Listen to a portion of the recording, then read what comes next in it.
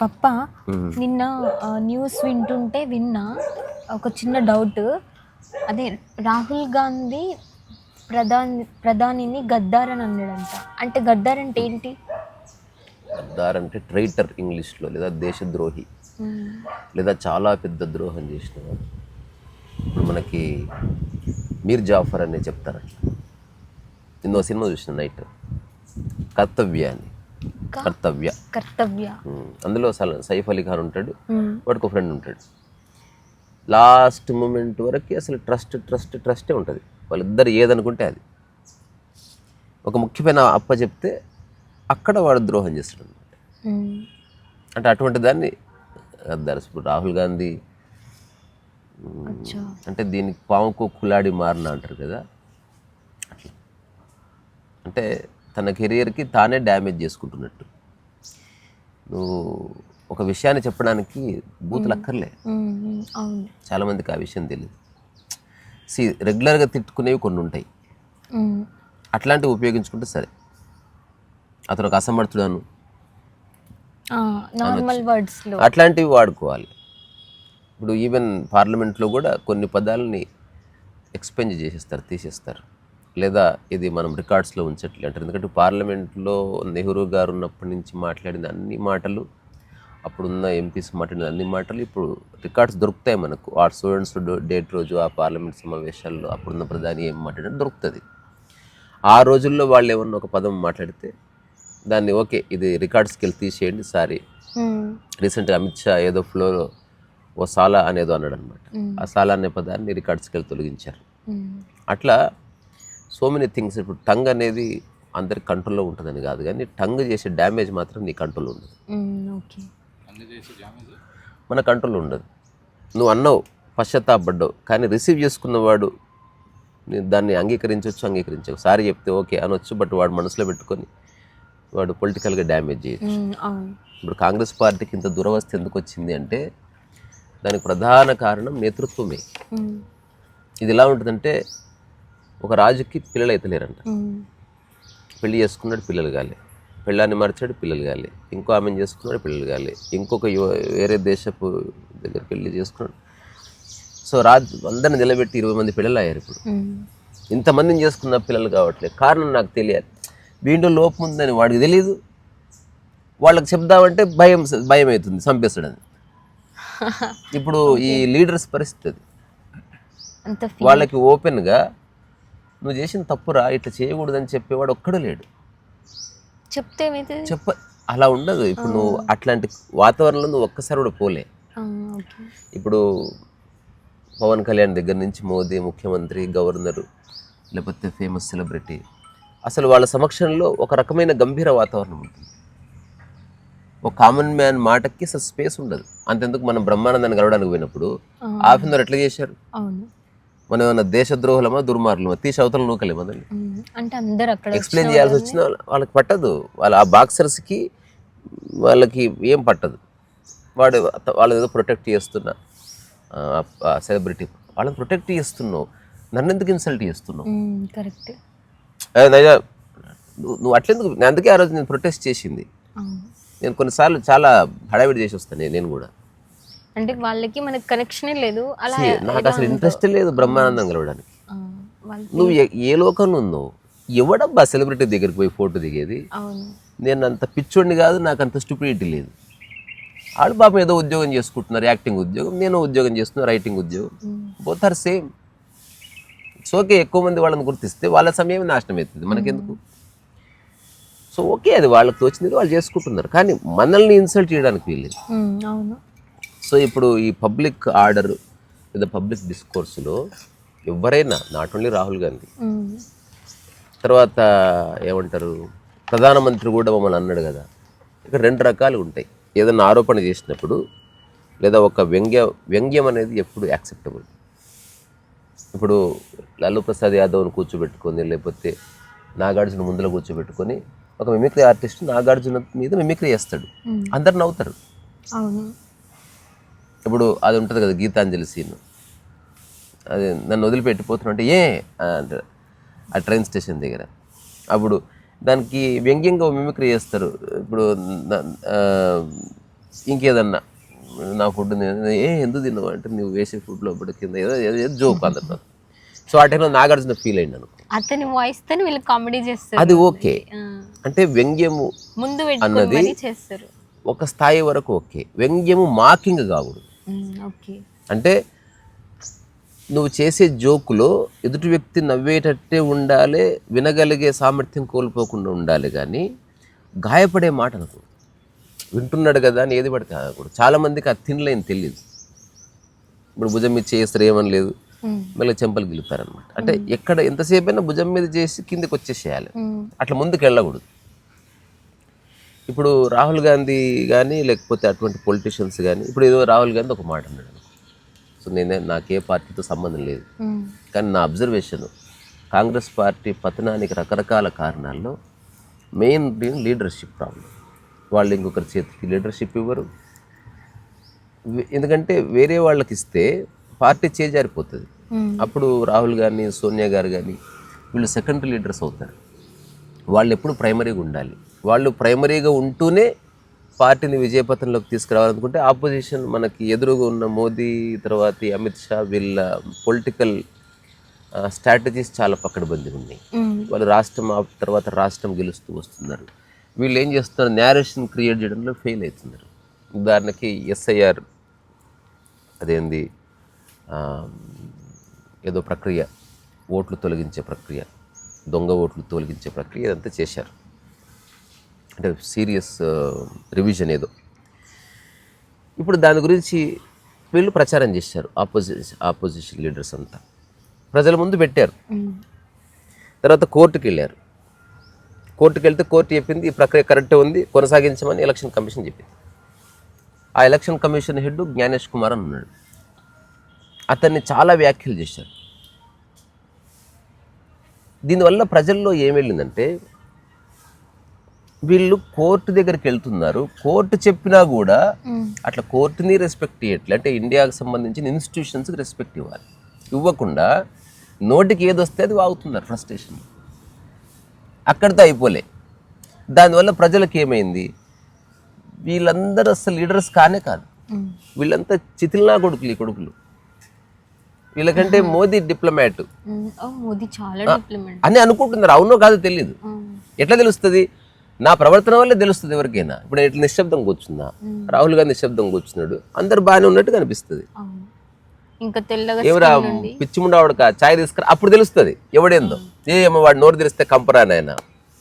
So నువ్వు లోపల ఎంత దుర్మార్గుడు అయినా పబ్లిక్ లైఫ్లో పాలిటిక్స్లో ఉన్నప్పుడు అట్లీస్ట్ నువ్వు మంచిగా నటించాలి. ఇంకొకటి, ఇప్పుడు ఎక్కడెక్కడ సీసీ కెమెరాలు ఉన్నాయో, ఎక్కడెక్కడ ఎవడేం రికార్డ్ చేస్తుండో తెలియదు. నువ్వు పబ్లిక్ లైఫ్లో ఓన్లీ నీ బాత్రూమ్ని కూడా నువ్వు నమ్మడానికి లేదు. బగ్ చేస్తారు. బగ్ అంటే చిన్న పేపర్ ఉంటుంది, ఇట్లా పెడితే చాలు ఈ ఏరియాలో ఏం రికార్డ్ అయితే మాట్లాడుతున్నా అంతా ఎవడో వింటూ ఉంటాడు. నీకు తెలియదు. ఇప్పుడు ఇక్కడ నన్ను ఎవడన్నా ఎక్స్పోజ్ చేయాలనుకున్నాడు కెమెరా పెడితే తెలిసిపోతుంది. నువ్వు ఎంతసేపు నటించలేవు, ఒకప్పటిలాగా లేదు, బుకాయించే రోజులు పోయినాయి. ఒక ముఖ్యమైన అంశం చెప్తే, ఎవరన్నా విమర్శించాలనుకుంటే రెండు రకాలుగా విమర్శించవచ్చు. అది రాహుల్ గాంధీకి అర్థం కావట్లేదు నా అబ్జర్వేషన్. మోదీ కూడా విమర్శిస్తాడు, చెప్పరు. వింటర్ అయింది అంత రాజులు వాళ్ళు, ఎవరి బంగ్లాల వాళ్ళకు ఉంటాయి, గోడలు ఉంటాయి.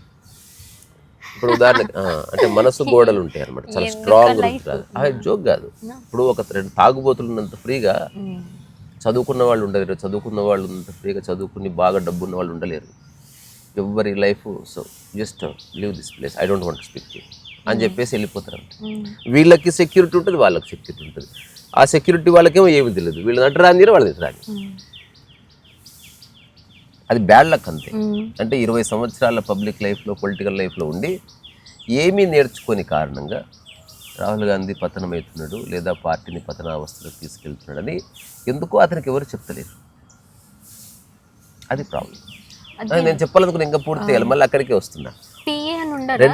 చెప్పరు. ఇప్పుడు అందరి జీవితం నా జీవితం లాగా ఉండవు. నాలాగా ఉండదు లైఫ్. నాకు ఎవడన్నా ఏదన్నా చెప్పొచ్చు. నన్ను కొత్తిమీర కరివేపాకు అంటే అధ్వానంగా తీసి పడేసినా కూడా ఓకే, కానీ మిగతా వాళ్ళు ఈగోని ప్రొటెక్ట్ చేసుకోవడం ఒకటి ఉంది. నేను ఓడిపోయినా సరే నీ ముందు నేను అవహేళన కాకూడదు కదా. అది సో రెండు రకాలుగా వ్యంగ్యం ఉపయోగించాలి. మోదీ ఏం చేస్తాడు, పేరు అనకుండా ఇంప్లై చేసినట్టు చెప్తాడు. ఓ బాలక్ బుద్ధి ఏక ఆద్మీ హై. రాహుల్ గాంధీ గురించి అంటున్నాడు, కానీ రాహుల్ గాంధీ పేరు అనలే. కానీ ఇంత మంచి అన్నాడు इस देश को अभी युवराजों की जरूरत नहीं है. రాహుల్ గాంధీ గురించి అంటున్నాడు, అఖిలేష్ యాదవ్ గురించి అంటున్నాడు, కానీ పేరు చెప్పట్లే. రాహుల్ గాంధీ యువరాజా హై ఓ హమ్కో నహీ అట్లా అనలేదు. తర్వాత कुछ लोग बहुत बड़े होते हैं, उसकी दिमाग बहुत छोटी होती है. ఒకసారి ఇట్లా పార్లమెంట్లో అన్నప్పుడు అందరు సైలెన్స్గా ఉన్నారు. ఒక 30-40 సెకండ్స్ తర్వాత రాహుల్ గాంధీ సరిగ్గా మాట్లాడు అనేది అన్నాడు అనమాట. చూసినావా, నేను అన్న 40 సెకండ్స్ కానీ అతను గెలగలే. అంటే వ్యంగ్యమే, వ్యక్తిగతంగా నేను ఇప్పుడు ఉదాహరణకి మోదీ గారు మాట్లాడుతుంటే రేణుకా చౌదరి గట్టిగా నవ్వింది. ఎంత గట్టిగా నవ్విందంటే అది ఇప్పటికి రికార్డ్స్లో ఉంది. నవ్వింది, ఎందుకో నవ్వింది, నాకేం తెలుసు, నవ్వింది. నేను వరకు అనాలిసిస్ చేస్తున్నా. నేను చెప్తున్నా టాటహాసం చేసింది. అప్పుడు మోదీ అందరూ నవ్విన తర్వాత సైలెన్స్ అయిపోయినాక ఏమన్నా అంటే టీవీలో రామాయణం మళ్ళీ గుర్తొచ్చింది. అంటే లిటరల్గా సూర్పణఖ అటన్ అవుతుంది. చెప్పలేదు, చెప్పలే, రామాయణకి యాద్ ఆగాయి బౌద్ధ దీనికి ఇవ్వాలి. ఇప్పుడు ఎవరిని ఏమనలే అట్లా. ఉదాహరణకు మన్మోహన్ సింగ్ గురించి ఒక చిన్న డైరెక్ట్గా మన్మోహన్ సింగ్ గారిని చూస్తే నాకు ఆశ్చర్యం అనిపిస్తుంది. కాంగ్రెస్ పార్టీలో ఉంటూ కరప్షన్ చేయలేదు ఆయన. దానికి ఒక వ్యంగ్యం ఏం చేశాడు మోదీ గారు, రెయిన్ కోట్ వేసుకొని స్నానం చేయడంలో మన్మోహన్ సింగ్ గ్రేట్ అన్నాడు. అంటే అట్లా స్నానము చేశాడు, అట్లా కూడా కోట్ ఉన్నాడు. ఇది వ్యంగ్యము, ఇందులో ఇదేంది మాకింగ్ కాదు.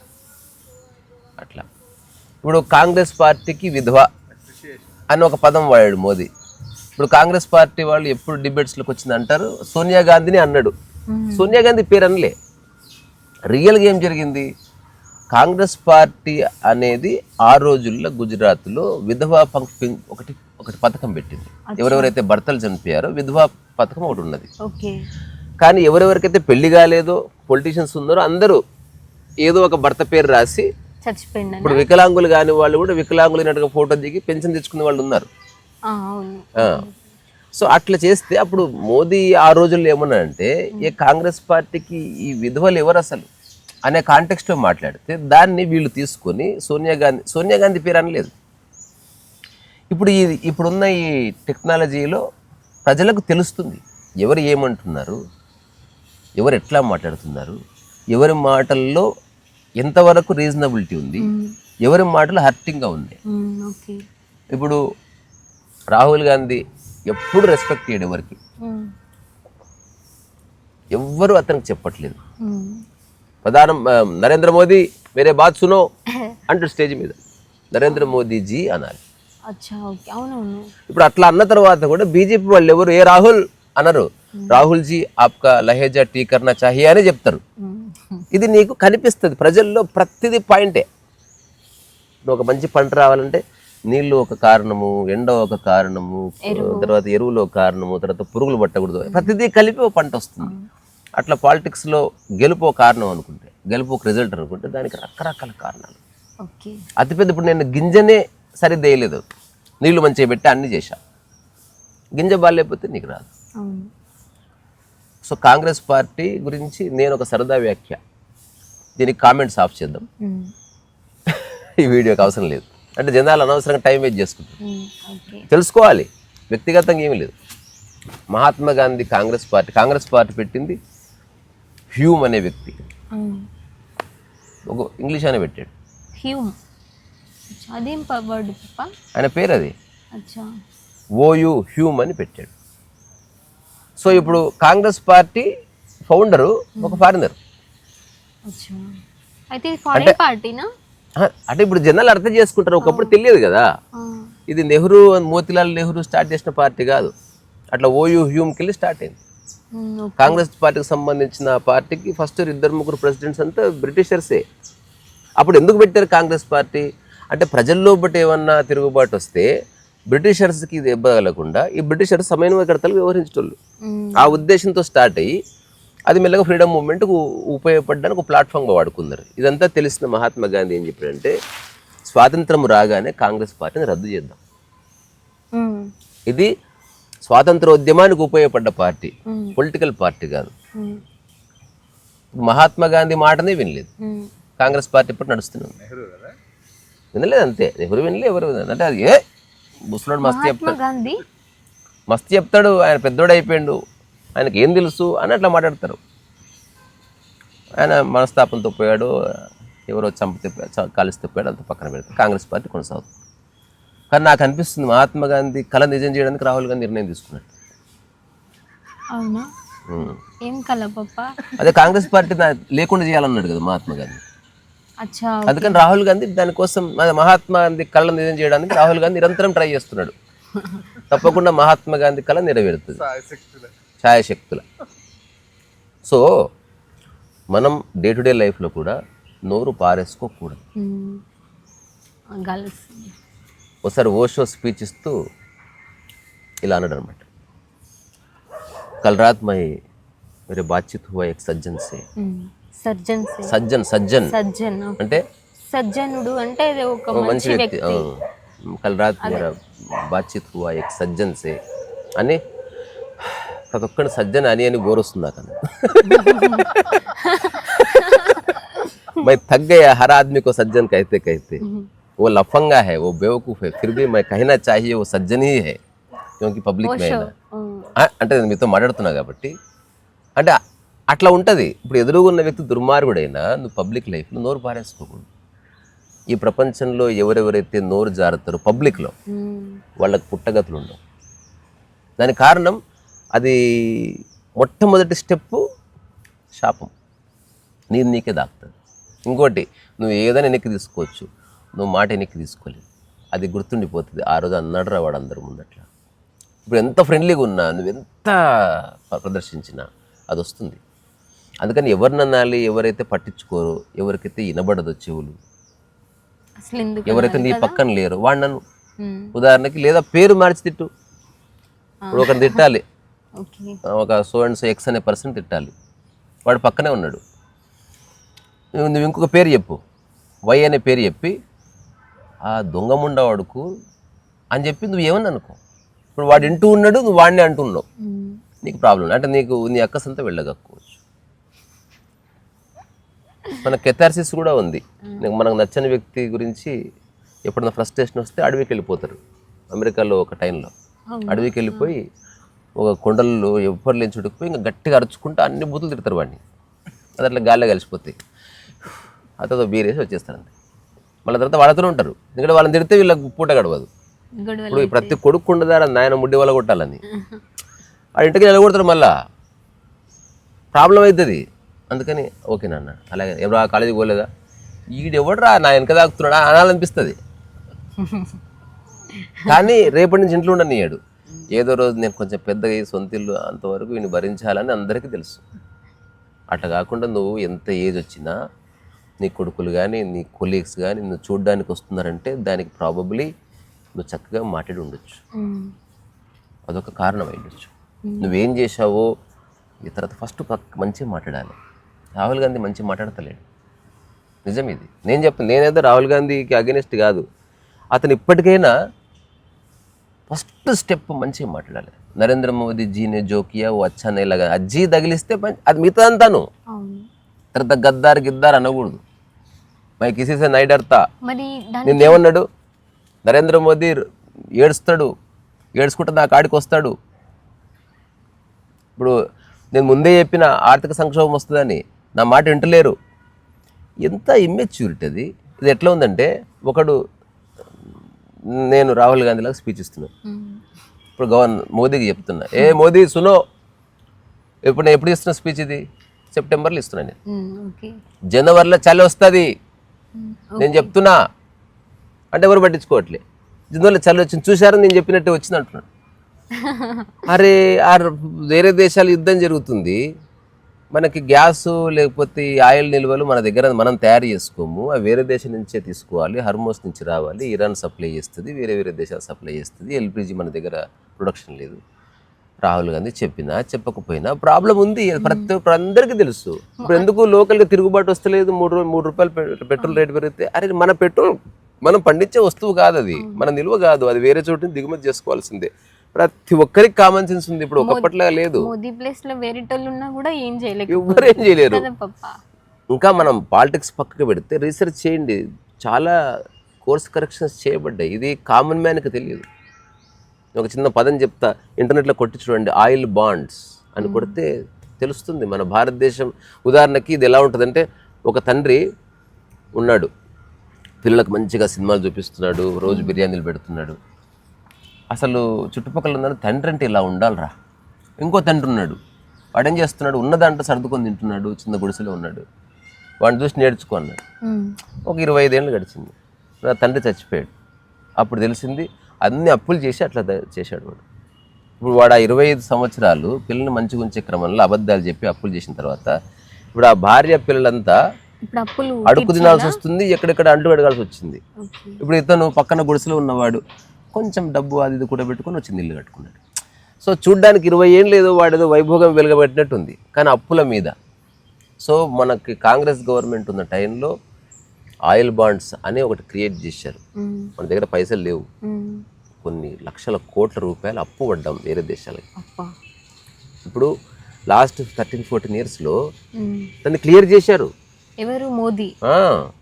అంటే ఇది తెలుసుకోవాలి. ఇప్పుడు మనం ఇట్లా చెప్తే వీడు మోదీకి ఫేవర్గా మాట్లాడుతున్నాడు రా, వీడు బీజేపీ అయిపోయాడు, వీడు బీజేపీ. ఎవరు కరెక్ట్ చేశారు అట్లా ఎట్లా అంటారు? అందుకని వాట్ ఈస్ రైట్ అనేది మాట్లాడుతున్నావు పాపా. అంటే తెలుసుకోవాలి కదా. ఇప్పుడు నేను చెప్పేది మోదీ గారి కాదు, లేకపోతే రాహుల్జీ కాదు.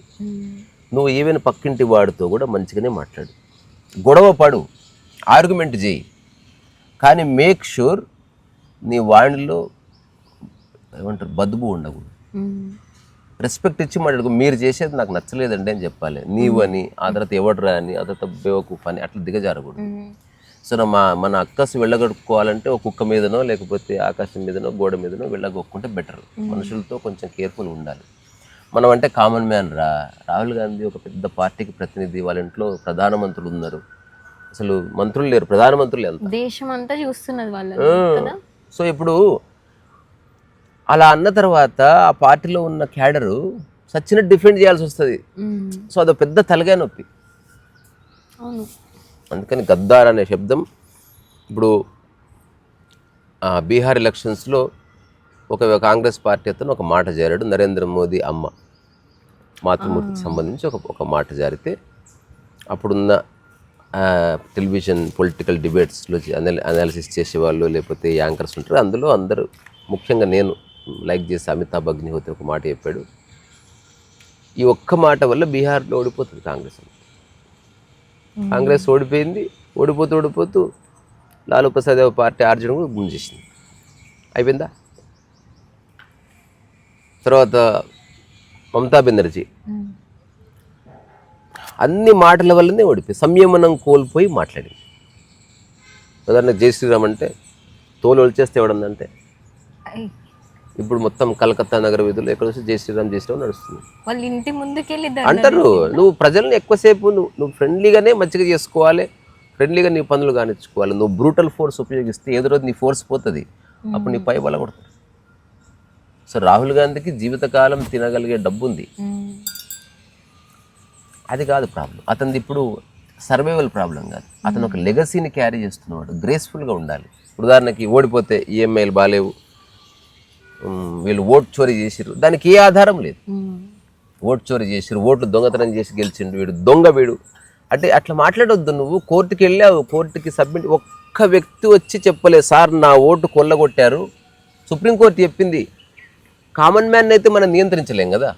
ఓటు కామన్ మ్యాన్కి సంబంధించింది. ఆ ముగ్గురు అమ్మలు పోతున్నారు, వాళ్ళు ఆ ఓటు తీసేస్తే నాకు ఓటు రాలేదంటే తెలుస్తుంది. మీడియా ద్వారానో ఎవరి ద్వారానో లేకపోతే ఆ పార్టీ వాళ్ళు ఉంటారు, ఏమో నీ ఓటు కట్ అయిందా పోదాంపా ఎలక్షన్ కమిషన్ కన్నా చిన్న ఫామ్ ఉంటుంది, ఫామ్ 7 ఏదో అంటారు, అది ఫిల్ చేసినంత ఖచ్చితంగా దాన్ని కాగ్నిజెన్స్లోకి తీసుకుంటారు. ఊరికనే జరుగుతలేదు ప్రక్రియ ఇది.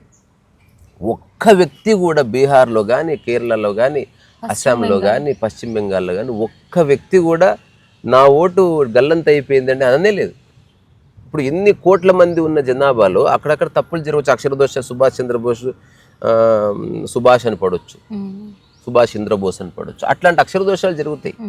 ఏజ్ తప్పు పడవచ్చు. కానీ మొత్తం వ్యవస్థ తప్పంటే ఎట్లా? ఇప్పుడు ఉదాహరణకి నువ్వు ఎవరినో ఒకరిని నమ్మాలి. నిన్న రాత్రి మనం మాట్లాడుకుంటాం, ఎవరినో ఒకరి మాట వినాలి, నువ్వు ఎవరినో ఒకరిని నమ్మాలి. నువ్వు అన్నిటిని అనుమానిస్తూ పోతున్నావు అనుకో, నీ జీవితంలో నీకు సుఖం లేదు. అంటే ఒక దగ్గర ఇప్పుడు నేను సెషన్స్ కోర్టుకి వెళ్ళిన, అనుమానం వచ్చింది, జడ్జిమెంట్ తప్పురా ఇది, వాడు డబ్బులు తీసుకొని ఇచ్చాడు రా, పద హైకోర్టుకు పోదాంపా. హైకోర్టుకు పోతే వాడు నీకు అగెనిస్ట్గా ఇచ్చాడు, హైకోర్టు జడ్జి కూడా మోసగాళ్లే. అరే నువ్వు తప్పు చేసావని ఎందుకు ఒప్పుకోవు? సుప్రీంకోర్టుకి వెళితే సుప్రీంకోర్టు తర్వాత ఇంకో కోర్టు లేదు, ఇంటర్నేషనల్ కోర్టు ఉంది హేగ్లో. ఇట్లాంటి బక్వాస్ కేసులు తీసుకోరు. అవంతా దేశాలకు మధ్య ఉన్న జల వివాదాలు, లేకపోతే ఒక అంతర్జాతీయ టెర్రరిస్ట్ ఒక దేశంలో ఉంటే ఆ దేశంలో టెర్రరిస్ట్ మాకు పంపించాలనుకుంటే వాళ్ళిద్దరు కలిసి ఇంకెవరికి ఇంకో పెద్దన్న అనమాట. అది అక్కడ నువ్వు ఒక కేసు పిటిషన్ వేయాలంటేనే నువ్వు కోట్ల రూపాయలు కట్టాలి. అది దేశాల ప్రతిష్టకు సంబంధించింది. ఇప్పుడు కుల్భూషణ్ యాదవ్ అని పాకిస్తాన్ ఒక ఇండియన్ని పట్టుకుంది, నేవీ ఆఫీసర్ని. అతను ఒక స్పై అని చెప్పి. సో అతను స్పై ఏం కాదు, బిజినెస్ మ్యాన్. పాకిస్తాన్ ఎలాగలో ప్రూవ్ చేయాలనుకుంటుంది. ఇండియన్స్లో కూడా ఉన్నారు టెర్రరిస్టులు. అదే అందుకని చేస్తే మన వాళ్ళు హేగులో వేశారు కేసు. అతనికి మరణశిక్ష ఆపారు, ఇంకా మరణశిక్ష వేయలే. వాళ్ళు వేసారు మరణశిక్ష, ఒకనొక డేట్ ఫిక్స్ చేసారు. అప్పుడు హేగ్లో వెళ్ళి మన హరీష్ సాల్వేని దానికి ఆర్గ్యూ చేసిండు. He took only ₹1 as a fee. అంటే జస్ట్ గౌరవంగా ₹1 దేశం కోసం. సో గవర్నమెంట్ అన్నీ చూసుకుంటుంది. ఇప్పుడు రాహుల్ గాంధీ గారికి ఎవ్రీథింగ్ ఉందండి. అట్లీస్ట్ నువ్వు పలికే ఉచ్చారణలో గౌరవం ఉండాలి. నువ్వు ఒక రకమైన విసురుతో, ఒక రకమైన అక్కస్తో ప్రతిదాని లాస్ట్ సుప్రీంకోర్టుకి వెళ్ళి సుప్రీంకోర్టు తీర్పిచ్చింది రీసెంట్గా భోజశాల, అది హిందూ టెంపులే, అది మస్జిద్ కాదు అని చెప్పింది. మన హైకోర్టు తీర్పిచ్చింది. నువ్వు అట్లా దాన్ని విమర్శిస్తుంది. ఇప్పుడు సుప్రీంకోర్టు కూడా భోజశాల మందిరమే అని చెప్పింది అనుకో, అప్పుడు ఏం చేస్తావు? సుప్రీంకోర్టుకి అగెనిస్ట్ వెళ్తే కంటెంప్ట్ ఆఫ్ కోర్ట్ అవుతుంది, నీకు జైలు శిక్ష పడుతుంది. అందుకని దానికి లోపాయకారి ఉన్నాయన్నమాట. సుప్రీంకోర్టు తీర్పుని మేము అంగీకరిస్తున్నాం, కానీ అన్యాయం జరిగింది మాకు. Supreme court judgement is supreme, but it is infallible. ఇట్లా అసదుద్దీన్ ఓవైసీ లాంటి వాళ్ళు. అంటే మా నాన్న చాలా గ్రేట్, కానీ నా కర్మ ఆయన గడపలో పుట్టడం ఇదనమాట. అంటే ఇదేంది, నువ్వు అతను అన్నట్టే ఉంది, నువ్వు అట్లా. ఒకవేళ నేనే కనుక ప్రధానమంత్రిని అయితే నేను మా నాన్నగారిని చంపేస్తాను, కానీ ప్రతి వ్యక్తి తండ్రిని గౌరవించలేదు, మన కర్తవ్యం చిన్నప్పటి ఇట్లా ఇదే ఇట్లా మాట్లాడతారు అనమాట. అందుకని చాలా తెలివి ఉండాలి పబ్లిక్ లైఫ్లో. ఇప్పుడు అరవింద్ కేజ్రీవాల్ కానీ, మమతా బెనర్జీ కానీ, ఇట్లాంటి వాళ్ళంతా పతనావస్థకి వెళ్ళడానికి కారణం వాళ్ళ వాక్కు. వీళ్ళందరిలో నాకు కాస్త బెటర్గా అనిపిస్తున్నది వాక్కు పరంగా అఖిలేష్ యాదవ్, సమాజ్వాదీ పార్టీ, ములాయం. అతను వాక్కు విషయంలో కాస్త నియంత్రణ పాటిస్తున్నాడు. అందుకని ప్రజల్లో ఫెయిత్ ఉంది. ఇంకా మిగతా లీడర్స్ అంతా భ్రష్టు పట్టిపోయారు వాక్కు విషయంలో. వాళ్ళంతా చాలా టాలెంటెడ్ పీపులే, కానీ ఎందుకో అసహనానికి లోనవుతున్నారు. అంటే ఇక నెక్స్ట్ ఇప్పుడు 3 సార్లు మోదీ గెలిచి ఎంతకని వస్తుంది? ఇప్పుడు ఎట్లుంటుందంటే, ట్రైన్ ఈరోజు వస్తుంటే రాలి, రేపు ట్రైన్ వస్తుంటే వచ్చింది మనకు సీట్ దొరకలే, ఎల్లుండి ట్రైన్ వచ్చింది ఫుల్ రష్ ఉంది సీట్ దొరకలే, 4 రోజు కోపం రాదు, అక్కడ ఎవడో సంబంధం లేకపోయినా వాడిని కొడతాం మనం. పేషెన్స్ కోల్పోతున్నాం. Probably that might be the reason. అందుకని మోదీ వాళ్ళు అర్థం చేసుకోవాలి, నెక్స్ట్ ఇయర్ ఇచ్చేస్తే అయిపోతుంది. నాకైతే తీసుకోండి పాపం ఏడుస్తూ ఇచ్చేసి. కానీ అట్లా డెమోక్రసీ ప్రజల వల్ల గెలిచిన గెలుపు కాబట్టి ఎవడేం అనడానికి లేదు అట్లా. సో ఇది నా అబ్జర్వేషన్. ఏంది, అలా మాట్లాడకూడదు. ఒకవేళ మోదీ గారు అట్లా మాట్లాడినా తప్పది. నువ్వు పబ్లిక్ లైఫ్లో ఉన్నప్పుడు యూట్యూబ్ స్టార్ట్ చేస్తున్నావు, 1-2 విమర్శ వ్యంగ్యాత్మకంగా నువ్వు అనొచ్చు, ఆ విధవనా కొడుకులు అట్లా అనొచ్చు, కానీ అక్కడి నుంచి తీసేసి లా పెట్టకూడదు. అది తప్పైపోతుంది. 2 బూతులు ఒకటే కావు, చాలా తేడా ఉంటుంది. అది గుర్తించాలి. అంటే నువ్వు మోదీ కూడా అన్నాడు, మోదీ అన్నది అది ఆ థిన్ లైన్ కింద ఉంటుంది, నువ్వు ఆ థిన్ లైన్ పైకి వెళ్ళి అనకూడదు. ఉదాహరణకు భుజం మీద చేసినావు, ఒక భుజం ఈపీ కొట్టాడు, ఇట్లా 2 వేరే. ఒకటి టచ్ అయింది, ఒకటి స్లాప్ అయింది. సో ఆయన భుజం మీద వేసాడు, నేను భుజం మీద వేసాను, ఎంత తీవ్రతగా వేసావు. నువ్వు ఎలా అన్నావు, ఎవ్రీథింగ్. ఒకప్పుడేమో రికార్డ్ అయ్యేది కాదు, ఒక ప్రధాని ప్రసంగం ఇస్తే న్యూస్ పేపర్లో వచ్చేది, అందుకని ఇవన్నీ తెలిసేది కాదు. ఆ రోజుల్లో వాళ్ళ కొంచెం సిన్సియారిటీ ఉన్నది. శ్యామప్రసాద్ ముఖర్జీ కానీ, బలరావు దేమ్ కానీ, లేకపోతే జయప్రకాష్ నారాయణ కానీ, లేకపోతే బిర్సా ముండా కానీ, వీళ్ళంతా బ్యూటిఫుల్ పీపుల్. వాళ్ళు అర్థం చేసే ఓన్లీ పాలిటిక్స్ని వాళ్ళు మన దేశాన్ని, ప్రజల జీవితాలు మార్చడానికి ఒక వేదికగా వాడుకున్నారు తప్ప వాళ్ళు ఫేమస్ అవ్వాలని వాళ్ళ ఆ సాదాసీద జీవితం. Jayaprakash Narayana life very ordinary.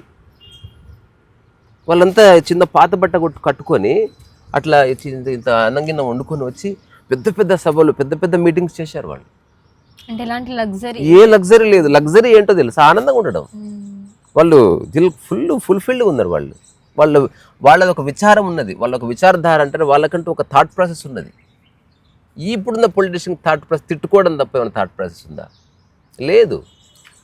అందుకని నా పర్సనల్ ఒపీనియన్, రాహుల్ గాంధీ అన్నది నేను కూడా విన్నాను, అలా అనకూడదు. ఒక్కటైతే చెప్పగలను, ఆ ఒక్క మాట వల్ల లైఫ్ అంతా దాని వల్ల అట్లీస్ట్ 5 లక్షల ఓట్లు అయితే పోతాయి. 5 లక్షలు మినిమం తప్పకుండా. ఆ ఒక్క మాట వల్ల జీవితకాలం ప్రతి ఎలక్షన్లో కొన్ని లక్షల ఓట్లు ఆ ఒక్క మాట వల్ల పోతాయి. రెండోది ఆ మాట, గద్దార్ ఐసా నహీ కహినా చాహియే. ఎవడు గద్దార్ అంటే ఎవడు? నువ్వు ఒక మీర్ జాఫర్కి వాడాలి, లేకపోతే మన దేశం యొక్క రహస్యాలు వేరే దేశానికి అమ్మితే వాడిని గద్దార్ అనాలి. అసలు మోదీని లేకపోతే తండ్రిని చంపడానికి 3 పిల్లలు కుట్ర పన్నితే అప్పుడు గద్దార్ అనాలి. అంటే అది ఊరికే వాడే శబ్దం కాదు. దేశద్రోహం, లేకపోతే ఒక జాతిని ద్రోహం చేసిన వాడు, లేకపోతే ఒక రాజుకు ద్రోహం చేసిన వాడు, అట్లాంటి కాంటెక్స్ట్లో ఆ పదం వాడుతూ మోదీ ఏం చేశాడు పాపం? పోనీ రాహుల్ గాంధీకి ఏం చేసిండు? అట్లా అనకూడదు. ఇది నా పర్సనల్ అబ్జర్వేషన్. ఇంకోటి, మనమైనా సరే పబ్లిక్ లైఫ్లో కోపాలు వస్తాయి, మనకు కూడా ఇరిటేషన్ వస్తుంది, కానీ మేక్ షూర్ మన వాక్కు చెడకూడదు. చెడితే అక్కడి నుంచి లైఫ్ పతనం అయిపోతుంది. నేను అనలేదని, ఆ ఉద్దేశంతో అనలేదని ఏదో చెప్పాల్సి వస్తుంది. అందుకని మేక్ షూర్ నువ్వు బయట ఎవ్వరితో మాట్లాడినా, అది ఎంత గంభీరమైన సమస్య కానీ నీ వాక్కు క్లీన్గా ఉండాలి. సార్ మీరు అలా అనొద్దు సార్, ఏం లేదు sir, no problem sir, maintain this decorum. ఇది ఖచ్చితంగా ప్రాక్టీస్ చేయాలి. మెల్లగా సర్ అని నీ తాట తీస్తే నా కొడుకు అయింది అనుకో, ఇప్పుడు విషయం పక్కకి జరిగి ఇది ఒక కేసు అవుతుంది. చాలామందికి తెలియదు కేసులు ఒకదాని తర్వాత ఎందుకైతే అంటే ఈ మిస్కండక్ట్ వల్ల చాలా పెద్ద ప్రాబ్లం ఉంది సమాజంలో. చాలామందికి తెలియదు, ఏదో ఆవేశంగా అనుకుంటారు, ఏం ఉండదు. తీసుకుపోయి పిర్ర మీద 2 లాఠీ దెబ్బలు కొడితే ఆవేశం అనకాపల్లి దాటి అట్లా వెళ్ళిపోతుంది. కరెక్ట్గా ఒక్కసారి పోలీసులు నిర్ణయం తీసుకున్నారు అనుకో, లైఫ్లో నువ్వు ఇట్లా అనాలి, అట్లా అనాలంటే కూర్చొని మాట్లాడుకుందాం అంటారు. అది నువ్వు తెలుసుకోవాలి. పెద్ద పెద్ద క్రిమినల్స్ని మడత పెట్టి కూర్చోబెడతారు ఆడ. నిన్న జానీ ఫిలింలో అసలు ఎట్లా టార్చర్ చేస్తారు. నీకు తెలియని కూడా తెలియదు, ఎక్కడ కొట్టాడో చూపించుకోలేవు. పిరమిడ్ కొడితే ఎట్లా చూపిస్తావు? ఎంతమంది అడిగితే చూపించలేవు, తగిలిందండి చూపి సెల్ఫీ తీసి ఫేస్బుక్లో పెట్టలేవు, క్లోజప్ తీస్తే ఎవరికి అర్థం కాదు, లాంగ్ షాట్ తీస్తే బాగుండదు. అట్లా ఇదంతా వ్యంగ్యం. ఎవడి మనోభావాలు దెబ్బతినలే. ఇప్పుడు ఎవడి పిర్రా అన్నది డిక్లేర్ చేస్తే అది ప్రాబ్లం అయిపోతుంది. అట్లా అప్పుడు మెల్లగా ఇమాజినేషన్ వచ్చేస్తుంది. ఎవరిదైనా స్కిన్ ఉంటుంది. అందుకని ఆ థిన్ లైన్ తెలుసుకోవాలి. ఎక్కడి వరకు నువ్వు ఒక మాటను ఉపయోగించవచ్చు, ఎక్కడి వరకు నువ్వు విమర్శించవచ్చు, ఎక్కడి వరకు నువ్వు హార్ష్గా బిహేవ్ చేయొచ్చు. బట్ ఎక్కడైనా సరే నువ్వు రెస్పెక్ట్ అవుతుంది. సుప్రీంకోర్టులో వాదులాడతారు, బూతులు ఉంటాయి, ఏమన్నా చాలా వాగ్వివాదాలు ఉంటాయి. సో ఆనరబుల్ అని మర్చిపోరు, మై లార్డ్షిప్స్ అనే చెప్తారు. విత్ ఆల్ డ్యూ రెస్పెక్ట్ అంటారు. I totally disagree with you sir, with all respect అంటే నేను పూర్తి గౌరవంగా చెప్తున్నా, మీరు చెప్పేది ఒప్పుకోను సార్, నేను మీ న్యాయం కోర్టు వారు ఏదో ఒకటి చేయాలి సార్, నాకు టైం ఇవ్వండి సార్, ఇట్లా అంటారు తప్ప నీ అమ్మ వీడిని బయటకు పంపు, నన్ను ఎవడరా నువ్వు అట్లంటే అయిపోయి వాడి కెరీర్ ఎండు. ఒక్కసారి జడ్జికి కోపం వచ్చిందనుకో, లాయర్ యొక్క కెరీర్ కూడా ఒక చిన్న పెన్ రిమార్క్తో ఎండ్ చేసేస్తారు. కంటెంప్ట్ ఆఫ్ కోర్ట్ అంటుంది. అట్లా కంటెంప్ట్ ఆఫ్ లైఫ్ నువ్వు బూతులు మాట్లాడితే, నువ్వు ఒకరో ఇద్దరు ఫ్రెండ్స్ ఉంటారు, చిన్న ఉంటాయి, దరిద్రుడా అను, పెద్ద తప్పు కాదు, లేకపోతే అసలు వెధవా అను, ఏ పిచ్చోన్లాగా చేస్తున్నాను, మెంటల్ నా కొడక, ఇట్లాంటివన్నీ నువ్వు వాడితే అది జనాలు కొంచెం వాటిని అంగీకరిస్తున్నారు. అట్లా ఈ 4 మాటలన్నా ఏమనలేదని లమ్మనకంగా అప్పుడు గాయమవుతుంది. అట్లా అది నేను చెప్పాలనుకున్నాను. Very bad.